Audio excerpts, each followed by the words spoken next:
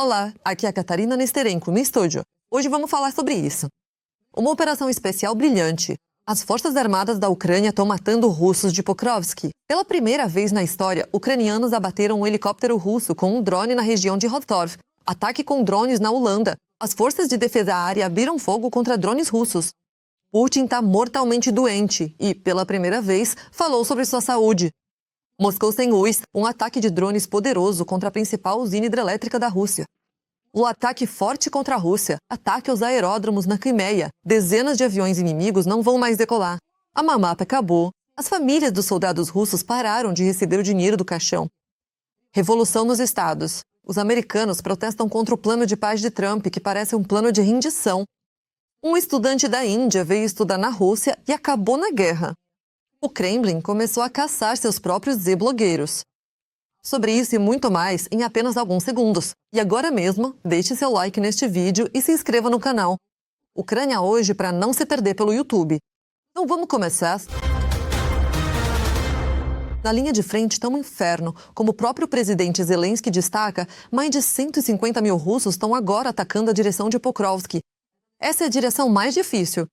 Nossos continuam resistindo e o tempo está nos ajudando nisso. Quem contou isso foi o comandante da equipe de drones da Brigada Aérea Rubesh, Andrei Otinash. Sim, o tempo nos afeta de uma forma bem peculiar, eu diria, porque por causa da neblina não conseguimos ver os movimentos do inimigo, os deslocamentos do inimigo. Isso complica bastante para as forças de defesa da Ucrânia, porque o inimigo pode realizar ataques usando veículos. Mas, por outro lado, para nós também é um lado positivo. As chuvas não permitem que os veículos do inimigo se movam com a qualidade que eles gostariam. E já houve várias vezes em que, durante ataques, o inimigo ficou preso no pântano, na lama, e literalmente afundou. Teve até caso em que, em apenas 10 minutos de ações ofensivas, o inimigo afundou cerca de 5 veículos junto com a tropa embarcada. Como destacou o demônio de Bakhmut, Pokrovsk não está perdido, embora a mídia já esteja dizendo o contrário. Não mantemos o controle de Pokrovsk. As tropas aerotransportadas relataram que as Forças Armadas da Ucrânia limparam o centro de Pokrovsk e o inimigo não consegue se firmar lá. A direção sudoeste de Konstantinovka também está pegando fogo. Os russos continuam tentando atacar, mas sem sucesso.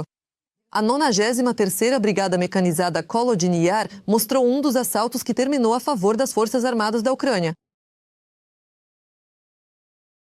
Além disso, o inimigo iniciou uma ação ofensiva entre as direções de Volchansk e Kupiansk.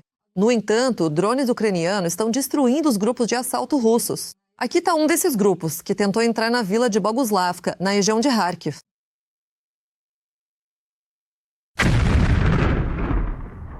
Os russos chegam a reclamar que todos os pães das forças armadas ucranianas na direção de Volchansk foram destruídos.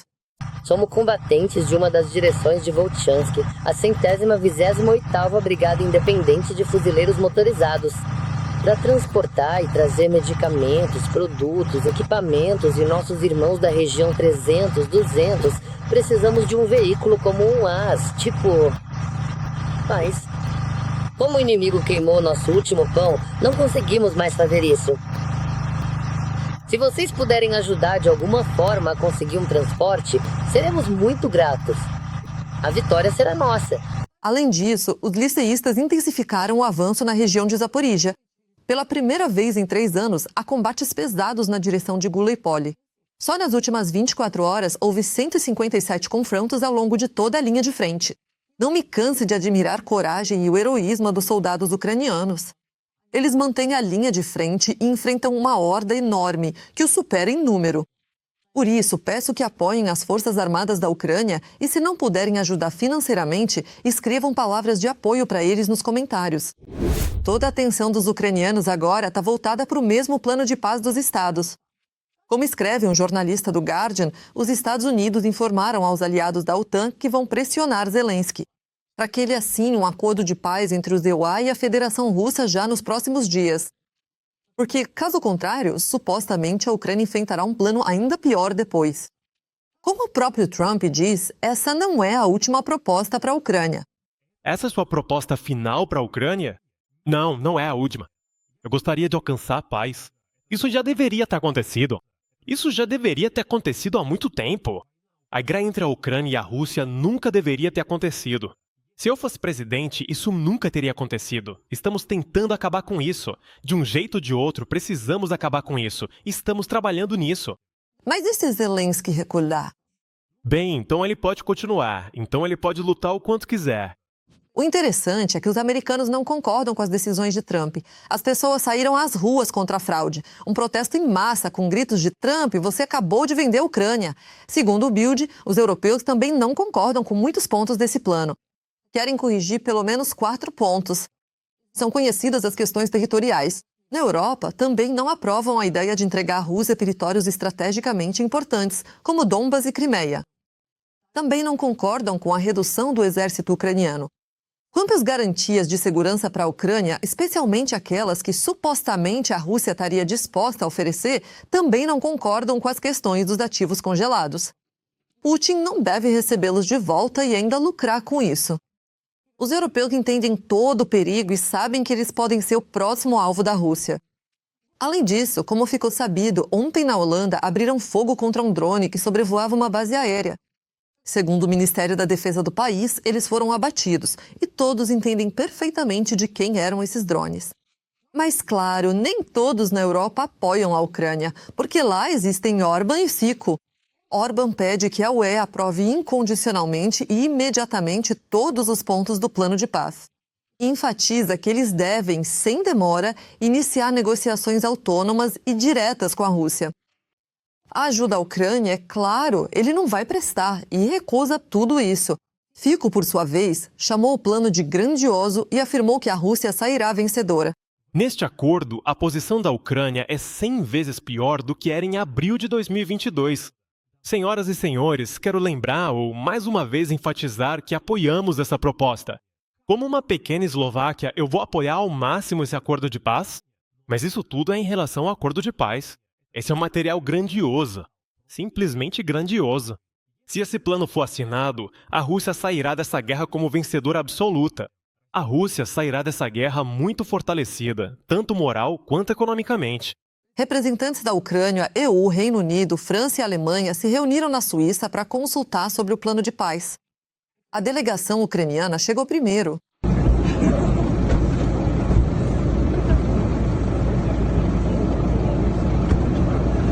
E como disse Zelensky, nossos representantes sabem como defender os interesses ucranianos. Agora está se discutindo determinados pontos de um ou outro documento. É preciso garantir que não prevaleça em nenhum lugar da Europa ou do mundo o princípio de que crimes contra pessoas e a humanidade, contra estados e povos, possam receber qualquer tipo de recompensa ou perdão. O mundo real sempre se baseia em segurança garantida e justiça. E esse sentimento não é só meu. Eu sei que esse é o sentimento de milhões do nosso povo e da maioria das pessoas no mundo. Como declarou o secretário de Estado Shamar Krubi, o plano americano para encerrar a guerra foi formado justamente com base nas propostas russas, mas levando em conta a posição da Ucrânia. Mas sabe-se que as posições da Ucrânia não foram muito consideradas ali, e é justamente por isso que devem acontecer consultas. Como declarou Boris Johnson, esse plano de paz é uma traição completa à Ucrânia e torna a Ucrânia vulnerável a uma terceira invasão. E o que você acha desse plano? Na sua opinião, o que vamos obter como resultado? Escreve sua opinião nos comentários. Vai ser interessante ler, porque, pelo que vejo, as opiniões da nossa sociedade estão divididas. Lendo os comentários dos episódios anteriores, vejo que muitos nos assistem do Cazaquistão, Moldávia, Europa e até dos Estados Unidos. Nós, ucranianos, somos muito gratos pelo apoio de vocês e temos orgulho de ter espectadores tão sensatos. Escreva também neste episódio de qual país você está nos assistindo e se aí apoiam a nossa causa. Nossa luta contra o Império do Mal. Sempre leio seus comentários com prazer. Enquanto isso, vamos continuar. Agora vem a parte mais interessante.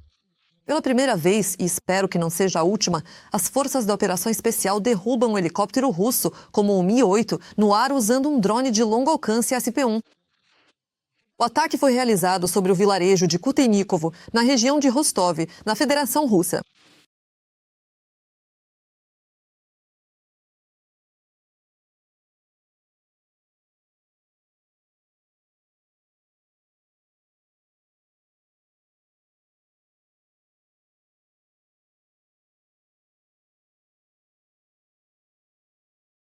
A distância da linha de frente é de cerca de 190 quilômetros.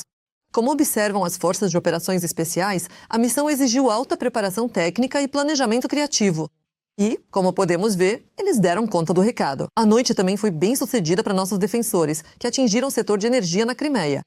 Lá, os impactos na base de petróleo são visíveis a olho nu. A guerra nas estrelas não foi bem sucedida para os russos. Azimuth 200 voam da cada. Legendas feitas por Dima Torzat.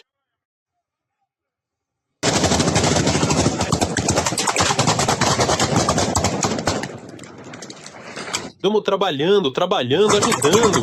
Por favor, pare, cessa fogo. Pare, por favor, cessa fogo imediatamente. Estamos aqui para ajudar. Por favor, pare, cessa fogo.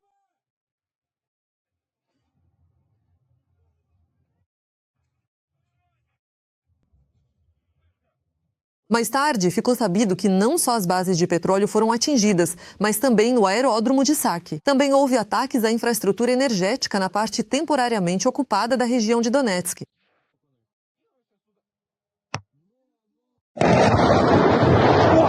Também havia fogo nos arredores de Moscou. Transformadores estavam pegando fogo. Na usina Shaturskaya Gres, região de Moscou, quando o Ministério de Emergências chegou, 3 transformadores de 65 metros quadrados estavam em chamas.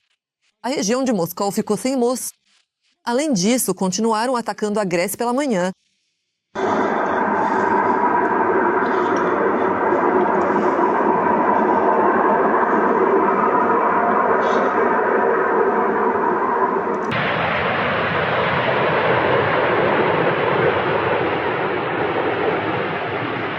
Como podemos ver, a defesa antiaérea na Rússia ainda não está ajudando muito.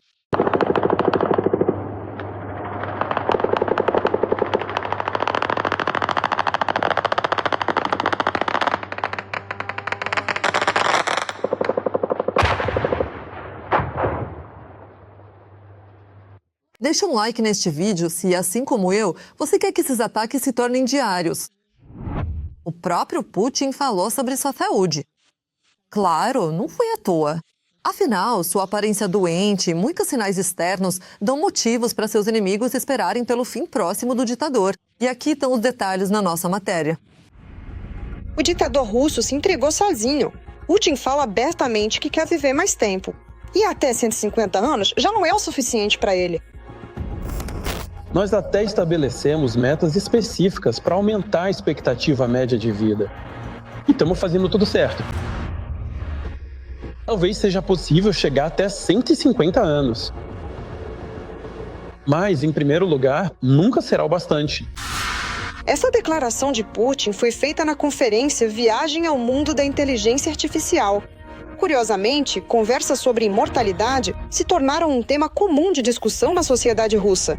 Na conferência, quem primeiro tocou nesse assunto foi o chefe do Sberbank, Herman Gref. Sem dúvida, puxar o saco do ditador. Como você vê as previsões publicadas pelo Sr. Kurzweil, um desses futurólogos tecnológicos muito conhecidos, que diz que todos que viverem pelos próximos 6 ou 7 anos terão a chance não só de viver até os 100 anos ou mais, mas de alcançar a imortalidade. A última previsão dele é que isso vai acontecer em breve. Entre 2030 e 2035, mais ou menos em 2032. Essa pergunta Gref fez ao escritor chinês de ficção científica Chen Qiufan, que estava presente no painel. Qiufan não deu uma resposta direta, mas o bunker imediatamente pegou o gancho do assunto. Antigamente, as pessoas viviam 20, 30, 35 anos e isso era considerado normal. Depois, a Idade Média. Em alguns países e no mundo em geral, começou a aumentar. 35, 45, 50 anos. Também era considerado normal. Hoje, em alguns países, já chega a 80. E nós também buscamos isso, para que aqui a idade média das mulheres seja um pouco maior e dos homens um pouco menor. Especialmente para o Putin, vai ser pouco. Ele não esconde isso. E até 150 anos já foram mencionados. Foi exatamente essa idade que o ditador russo discutiu com seu colega chinês no início de setembro, durante a transmissão do desfile militar. Naquela ocasião, a conversa deles foi gravada totalmente por acaso. Órgãos humanos podem ser transplantados constantemente. Quanto mais tempo você vive, mais jovem você se torna, podendo até alcançar a imortalidade. Alguns preveem que neste século as pessoas podem chegar a viver até 150 anos. Mas Putin não falou apenas sobre mortalidade nessa conferência, também comentou sobre sua saúde. Como se fosse por acaso, ele deixou escapar que tá tudo absolutamente bem com ele. Acabei de passar pelo exame anual. Isso levou quase 2 dias inteiros. Com pernoite na clínica. Cheguei lá por volta das 2 ou 3 da tarde e saí no dia seguinte. Graças a Deus, tá tudo bem. Passar por esse tipo de procedimento em 1 minuto parece coisa de ficção. Quando a saúde tá boa, um check-up dificilmente leva 2 dias. Mas isso não foi dito à toa. Putin tenta convencer a todos de que tá saudável, quando na verdade tudo tá desmoronando. Não é uma coincidência incrível que ele tenha começado a falar sobre saúde apenas 10 dias depois que começaram a circular na internet discussões sobre o aspecto extremamente doentio das mãos do ditador russo? Mesmo com todas essas veias varicosas nas mãos, o mais importante é outra coisa. Quando foi a última vez que você viu o Putin na academia? A última vez que vimos ele foi há 1 ano, quando entrou na sala de esportes. Putin estava de terno, não sentou, não usou os aparelhos e nem tentou nos mostrar nada. Ou seja, acabou. Putin já é. Putin sem camisa, Putin de patins, Putin esquiando, tudo isso acabou. A fase dele de esportes ativos já terminou. Tá claro que o Putin já é um velhinho, que não consegue mais se exibir, não pode mais mostrar o corpo pra gente, porque já faz tempo que ele não tem mais um corpo atlético. Como tá realmente a saúde do Putin? Claro, ninguém sabe. Mas os jornalistas já escreveram várias vezes sobre o tratamento do vovô do bunker contra o câncer e sobre o fato de que um cirurgião oncologista o visita regularmente. Mas vamos supor que a saúde do czarzinho russo realmente não esteja tão ruim assim. Isso não muda o fato de que Putin quer viver por muito tempo. Geneticistas russos trabalham dia e noite para encontrar uma solução, e tudo isso oficialmente. Em 2019, a Federação Russa adotou um programa científico e técnico federal para o desenvolvimento de tecnologias genéticas. Bilhões de rublos são gastos nesses projetos. A endocrinologista Maria Vorontsova está participando do estudo. Sim, a filha mais velha de Vladimir Putin. Foi a ela que o ditador confiou uma missão tão importante, prolongar sua vida por décadas. Digamos que um dos projetos de grande escala se chame 100 mil mais eu. O projeto é financiado pela Rosneft, que é chefiada por outro camarada de Putin, Igor Sechin. Nos anos 90, aqueles que carregavam as malas de Vladimir Vladimirovich. Como parte do projeto, os cientistas irão decifrar os genomas de 100 mil russos. Essas transcrições ajudarão a identificar defeitos genéticos típicos do grupo étnico russo. E depois, essa informação vai ajudar a melhorar a saúde dos queridos russos. Tudo isso é apresentado sob o pretexto de preocupação com os russos. Na verdade, Putin só pensa em si mesmo. E além disso, o ditador russo tem medo. Tem medo da morte e de todos ao seu redor, porque são justamente os mais próximos que podem matá-lo. E essa paranoia pode pregar uma peça cruel no ditador, algo que o mundo e, em primeiro lugar, os ucranianos vão saber valorizar. Eu não confio em ninguém. E eu tô convencido de que, à noite, ele tranca alguma porta blindada com uns 25 trincos e não deixa ninguém entrar. E é nisso que há esperança. Ou seja, a esperança de que aconteça com ele o que aconteceu com Stalin. Ou seja, falando de forma grosseira, ele pode ter algum ataque cardíaco. E poderia ser salvo se chamassem um médico a tempo. Mas ele tem medo, digamos assim, pode não conseguir alcançar o botão que abre a porta por dentro e de fora ninguém vai conseguir entrar, porque a porta está trancada de propósito para não poder ser arrombada. Não vai ter mais nenhum Grabovoi. Por causa de problemas no orçamento, o governo de Khakassia cancelou o pagamento do Tesouro Regional para as famílias dos militares mortos na guerra na Ucrânia, que antes era de 1.100.000 rublos. E, na verdade, o cancelamento do pagamento de indenização já virou tendência. Agora vocês vão saber os detalhes. Em Khakassia foram cancelados os pagamentos regionais às famílias dos militares russos mortos, conhecidos como indenização por morte. São exatamente as mesmas que muitos parentes do falecido querem obter com intenções cínicas. Ele vai ao SVO. Em resumo é isso. Vou registrar as crianças em nome dele. Somos um casal muito feliz. Recebi um pagamento único de 5 milhões. Jardim de infância, benefícios. Escola, benefícios. Pagamento mensal. A esposa dele era militar e, resumindo, ele foi morto lá. Na verdade, esse dinheiro, que ultrapassa 1 milhão de rublos, poderia ter ajudado os familiares a organizar funerais antes da chegada do auxílio federal. Não vou reproduzir tudo que me escreveram, porque há poucas palavras censuradas e compreendo a emotividade deles. Vou citar apenas a última frase, que é adequada e resume toda a essência. Por favor, transmitam isso para eles aí. A resposta dos funcionários de que o orçamento está apertado, que não há dinheiro e que é para aguentar, não nos satisfaz. Agora, o apoio estatal do governo regional está desaparecendo. O pagamento de 1 milhão de rublos do orçamento regional, que era devido à família do combatente falecido, não está mais sendo concedido na República. As autoridades explicam a decisão pelo déficit orçamentário. Os gastos com esses pagamentos foram reduzidos quase pela metade, de 600 milhões para 287 milhões. Mas para as famílias que perderam seus soldados na guerra, este não é um número abstrato que indica falta de apoio oportuno. O que isto significa? Espero que ninguém tenha que lidar com isso. Talvez nem todos saibam, mas quando um de nossos soldados morre na frente de batalha, todos os pagamentos da SAGAV e do Ministério da Defesa são atrasados e levam cerca de 6 meses para chegar, devido ao procedimento complicado e à grande quantidade de papelada. E antes disso, o pagamento era cancelado quando finalmente chegava. O Carga 200, os membros da família recebem 100 mil da região, mas 1 milhão e 100. Esse dinheiro era suficiente para organizar um funeral digno para o pai, irmão ou marido. A Cássia se tornou a segunda região russa a cancelar o auxílio funeral, depois do território de Zabaikal. Os ativistas destacam que, quando há atrasos nos pagamentos federais, as famílias ficam sozinhas com todas as despesas relacionadas ao funeral. Hoje, o máximo que elas recebem é tipo 100 mil, e olhe lá se conseguirem chegar a tempo. Não tem dinheiro para enterrar. É uma vergonha quando o nosso combatente chega em um caixão de zinco e a família não sabe onde conseguir dinheiro. Portanto, solicito também a devolução do pagamento. O programa estadual ainda inclui o pagamento único presidencial e a compensação do seguro. Mas, na prática, o dinheiro chega atrasado. E a burocracia torna o processo longo e complicado. Anteriormente, caixões preenchiam esses espaços vazios. Agora, as próprias famílias são responsáveis por todos os custos de organização. Se os programas federais não conseguem cobrir tudo, os familiares acabam numa situação em que a morte dos chamados militares se soma à incerteza financeira. Mas, aliás, as indenizações na Rússia têm sua própria história.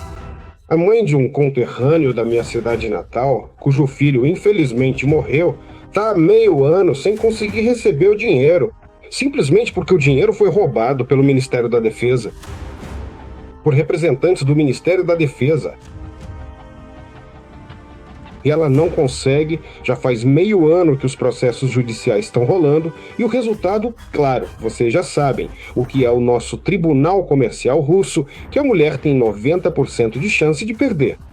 A decisão de cancelar o auxílio funeral mostra que o Estado quer economizar justamente sobre quem sofre as consequências da guerra em que ele mesmo já está envolvido.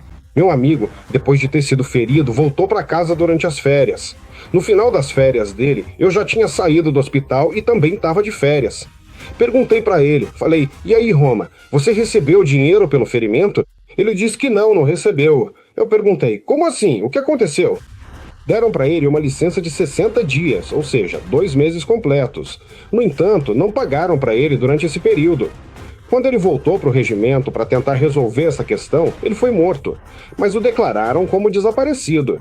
Organizações sociais e ativistas já estão expressando preocupação. Eles dizem que esses pagamentos não são apenas dinheiro para o funeral, mas um elemento mínimo de apoio social que o Estado ignora sistematicamente. O cancelamento do auxílio funeral é mais um exemplo de como o agressor transforma o sofrimento alheio em estatística. Já é de conhecimento geral que os russos estão enganando e levando estrangeiros para a linha de frente. E um estudante da Índia não foi exceção. Azad, de 22 anos, veio para a Rússia para estudar, mas em vez de ir para a universidade, acabou sendo mobilizado. E agora implora para ser levado de volta para casa. Assinei um contrato para servir na guerra entre Rússia e Ucrânia, o que foi o maior erro da minha vida. Por causa disso, agora tô na Ucrânia, como um criminoso de guerra. E agora tô em uma situação completamente sem esperança. Não sei o que vai acontecer a seguir, mas há uma mensagem que quero passar aos cidadãos da Índia. A todo estudante que vem para a Rússia para estudar ou trabalhar, tenham cuidado porque aqui há muitos golpistas. Muitos mesmo. Segundo ele, o contrato foi assinado sob ameaça de 7 anos de prisão e foi enviado para a linha de frente sem nenhum preparo, junto com outros estrangeiros. Agora estão pedindo para as autoridades indianas salvá-lo. O Kremlin começou uma caçada contra seus próprios blogueiros de estimação. Um absurdo. Como isso é possível? Mas é assim mesmo, porque nem os próprios já conseguem ficar calados sobre a situação lamentável do exército de Putin. E isso é totalmente inaceitável para o Kremlin. Bata nos seus para que os de fora tenham ido. Essa regra foi muito bem assimilada pelos propagandistas russos. Por isso, eles foram eliminando sistematicamente do espaço informacional todos os russos que discordavam. Mas hoje a situação chegou ao ponto em que, dentro da comunidade Z, a carnificina já começou entre os próprios. Ninguém, independentemente do seu status, proteção ou conexões, nada vai te ajudar. Por isso, galera, enquanto ainda dá tempo, entrem em acordo. Sobre o fato de que o regime de Putin começou a caçar seus próprios Z-blogueiros. Já estou escrevendo até no Ocidente. Foi exatamente com esse título que saiu a matéria da The Economist. No entanto, os detalhes internos se mostraram muito mais profundos. Resumindo, o conflito aconteceu entre aqueles que falam sobre a situação na linha de frente como ela realmente é e seus oponentes, os apoiadores do triunfalismo, cujas publicações sempre mostram que está tudo bem na linha de frente e que a Rússia está avançando em todos os lugares. Nós demos oportunidade para todo mundo acordar, para quem ainda tem juízo, como se diz, apagar completamente toda a sujeira acumulada dos seus canais, limpar tudo que foi feito de errado e pedir desculpas sinceras pelo que já escreveram, reconhecendo os próprios erros e buscando uma mudança verdadeira. Aqueles que não fizerem isso, avisamos que, claro, vamos destruí-los no campo jurídico, com processos criminais, para que cada um receba o que merece, porque isso não pode mais continuar. O general checheno Alaudinov assumiu informalmente a liderança de todos que, pelo menos de vez em quando, contam a verdade sobre a guerra. Eles glorificam o Akhmat, atraem novos voluntários e arrecadam dinheiro para as unidades. No entanto, justamente por causa de suas críticas, eles se tornaram indesejados pelo regime. O representante mais notável deles foi Igor Strelkov-Girkin. O que aconteceu com ele, todo mundo já sabe muito bem. Ele está atrás das grades. Entre as vítimas recentes estão Roman Lekin e Tatiana Monchan, Oksana Kobylenko. E quem foi pra cima deles foi o chefe do grupo pró-governo Zet, Vladimir Solovyov, junto com outros autores menores de canais que fazem parte da sua rede, Amedos. Me desculpem, mas eu tô num estado de leve fúria. Mas todo o trabalho ativo de obrigar as pessoas a contar só histórias vitoriosas na internet desmoronou assim que Solovyov e companhia decidiram atacar o próprio Alaudinov. Ele se afastou imediatamente, mas a situação não parou por aí. Alaudinov declarou que toda a rede tem duas opções, prisão ou arrependimento. Parte foi pedir desculpas. Um dos primeiros foi Ilya Remezlo, conhecido como defensor ferrenho, que sempre apoia ataques de Solovyov contra correspondentes de guerra e arrecadadores de doações. Ele foi pedir desculpas ao Alaudinov. Com a cabeça baixa, ele parecia pensativo, introspectivo, olhando para o chão em silêncio, como se estivesse refletindo sobre algo importante ou sentindo o peso de uma situação difícil. Parem de fazer isso imediatamente, porque eu tenho informações absolutamente precisas de que já foram tomadas certas medidas contra vocês, e ninguém, independentemente do status, proteção ou conexões, vai conseguir ajudar vocês. Concorda que isso lembra muito aqueles pedidos de desculpas clássicos da internet quando alguém na Rússia cruza o caminho dos homens de Kadyrov? Ao mesmo tempo, o próprio Solovyov preferiu não levar a situação ao extremo. No dia seguinte, ele se desfez em elogios ao comandante checheno. Aptiarovich Laudinov, tenente-general, herói da Rússia, herói da Chechênia, herói da DNR e da LNR, e se ainda não for, deveria receber esse título. Um brilhante general russo, um pensador religioso extraordinário, uma pessoa de integridade pessoal fenomenal, meu grande amigo. E isso, ao que parece, neste momento, ajudou o rei da Zet propaganda a se manter no trono, pelo menos por enquanto. A principal mensagem no próximo vídeo de Alaudinov não foi de retaliação, mas de reconciliação entre as partes. Mas é claro, não sem uma insinuação de que, se os ataques dos seguidores de Solovyov não pararem, eles certamente vão se dar mal. Eles ou vão acabar presos, ou não vão mais viver na Rússia. É só isso. E aqueles que querem fazer parte do time que vai levar nosso país à nossa vitória comum, esses precisam se unir já. E chega dessas brigas, conversas e falatórios. Praticamente a única propagandista pró-governo que não se intimidou com as ameaças do chefe do Akhmat foi Anastasia Mironova. Ela publicou mais um post. O comandante checheno, que vive nos dando lição de moral, ainda está na condição de acusado em um processo por tentativa de fraude. O caso está descrito online.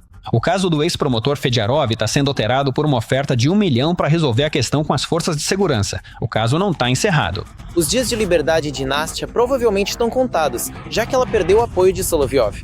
E todos sabem muito bem como a equipe de Kadyrov sabe resolver problemas.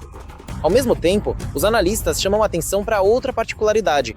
Aquelas leis absurdas que por muito tempo foram apoiadas pela comunidade Zet, agora começam a funcionar contra eles mesmos. Ou seja, o regime deixou claro que conseguirá controlar todos, sem exceção. Gubelev foi multado. Bom, a punição, claro, não é tão severa quanto para os opositores da guerra, que raramente escapam só com multas. Mas para a comunidade Zet isso foi uma história importante e, em muitos aspectos, um precedente. As leis que antes eram usadas para perseguir ativistas anti-guerra, políticos e jornalistas agora se voltaram contra os próprios Zetniks, inclusive os mais comuns. Ou seja, isso pode se tornar um fenômeno bastante comum. Da minha parte, quero acrescentar, tomara que se torne mesmo. Toda a comunidade Zet, nos últimos dias, está literalmente se descabelando nas discussões para ver quem ama mais a Rússia. Isso significa que sobra menos tempo para lavagem cerebral. E, aliás, nem todos vão sobreviver a essa disputa, o que também é motivo de satisfação. Os russos começaram a se preparar para o choque inflacionário devido ao aumento dos impostos. Os consumidores russos estão se preparando para uma nova onda de aceleração do aumento dos preços devido ao aumento de impostos, que começará em 2026. Como será o ano financeiro de 2026 para os russos comuns e trabalhadores? É sobre isso que falaremos a seguir. Quanto mais o tempo passa, pior fica. As histórias de Putin sobre a vida na Rússia fracassaram. Aqui, dificilmente vou conseguir realmente acrescentar algo novo, provavelmente. As histórias inventadas do ditador de que o país está se desenvolvendo apesar das sanções sem precedentes e da pressão do mundo ocidental, Diz que, no geral, a situação é estável e confiável. não resistem à verificação dos fatos. Putin está à beira de uma catástrofe econômica. Está tudo normalmente desmoronando. Essa frase, está tudo normalmente desmoronando, é o que caracteriza a economia russa. Quando dizem que está tudo normal, mas ao mesmo tempo a queda é mais do que óbvia. As autoridades russas estão preparando a população para uma queda brusca no padrão de vida devido ao déficit orçamentário recorde, que em 2025 chegará a quase 6 trilhões de rublos. O déficit orçamentário de 5,7 trilhões, sobre o qual fala no Ministério das Finanças da Rússia, é o cálculo planejado deles. E quanto aos cálculos de fontes mais independentes, digamos assim, por exemplo, o ex-vice-chefe, na verdade, o primeiro vice-chefe do Banco Central da Rússia, Yugin, Yugin disse que o déficit orçamentário será de 8 trilhões. Já não são mais 5,7. Para tapar o buraco financeiro, o Kremlin planeja aumentar os impostos. Isso é o conceito de impostos e taxas. E a Rússia está indo por esse caminho. A partir de 1º de janeiro, o imposto sobre valor agregado será aumentado para 22%. Mas também será introduzida uma taxa de reciclagem, será aumentado o imposto ecológico, ou melhor, será aumentado a taxa de reciclagem, o imposto ecológico será aumentado e ainda serão introduzidas novas taxas. O governo também pretende congelar o dinheiro nas contas bancárias e ainda cortar os gastos sociais. O auxílio maternidade só será pago a partir do 3º filho e os programas de hipoteca familiar serão transferidos para os governos regionais. É disso que a propaganda fala. Mardan é um dos principais propagandistas russos, assim como outros russos. Como chama o oligarca ortodoxo Malafeev, isso significa que o Estado não deve pagar aposentadorias, ou seja, o fim das aposentadorias. Outra consequência é que o Estado vai destinar menos dinheiro para salários no setor público, então aqui também pode haver cortes. Outra possibilidade é a impressão de dinheiro. Economistas apontam que a Rússia está enfrentando uma típica crise de guerra. Despesas militares crescentes, déficit orçamentário, aumento dos preços dos combustíveis e dos alimentos. A inflação anual na Rússia ultrapassou 8% e a gasolina ficou mais de 10% mais cara. A inflação vai disparar. E justamente porque esse dinheiro vai ser injetado, justamente porque os impostos vão aumentar, isso vai acelerar ainda mais a inflação. Além disso, a inflação na Rússia já não é baixa. Oficialmente, é claro, a taxa de inflação na Rússia está, de acordo com os dados divulgados pelas autoridades, em cerca de 8%. No entanto, muitas pessoas que acompanham de perto essa questão econômica afirmam que, na realidade, a inflação na Rússia, especialmente quando se trata de alimentos essenciais e produtos que são usados no dia a dia pelas famílias russas, está atualmente girando em torno de 28% a 32%, o que representa um valor significativamente mais alto do que o índice oficial divulgado. Além disso, o segundo ponto. Nos últimos 7 anos, o aumento da alíquota do IVA em 2026 coloca a Rússia entre os 20 países com o maior nível desse imposto no mundo. O IVA só é mais alto em alguns países da Europa e fora da região europeia. A Rússia vai dividir a liderança com o Uruguai. E na Rússia, sim, estão dispostos a aumentar esse IVA. Isso vai afetar, sem dúvida, fortemente toda a economia, toda a cadeia produtiva. E quando falamos de cadeia, é quando o produto é vendido várias vezes e a cada vez será preciso pagar 2% a mais. Ou seja, pode parecer pouca coisa, mas isso vai impactar de forma muito, muito negativa.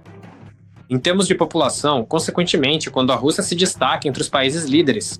Por esse imposto, isso significa que na Rússia não é vantajoso criar valor agregado, o que basicamente significa que é vantajoso não fazer nada. Em palavras simples, o ditador do Kremlin, ao iniciar a guerra contra a Ucrânia, está destruindo com as próprias mãos o seu próprio império, que mais cedo ou mais tarde certamente vai cair. E um pouco de positividade para terminar. Na internet, está sendo muito comentado um novo reality show Mansão das Mifes. Lá, mães com mais de 40 anos procuram um namorado entre os filhos umas das outras. O público pode esperar 12 episódios. Se você já assistiu pelo menos um, escreva nos comentários o que achou. Gostou ou achou a ideia mais ou menos? Por hoje é só. Deixe seu like neste vídeo e não se esqueça de se inscrever no nosso canal Ucrânia Hoje para não perder os próximos episódios.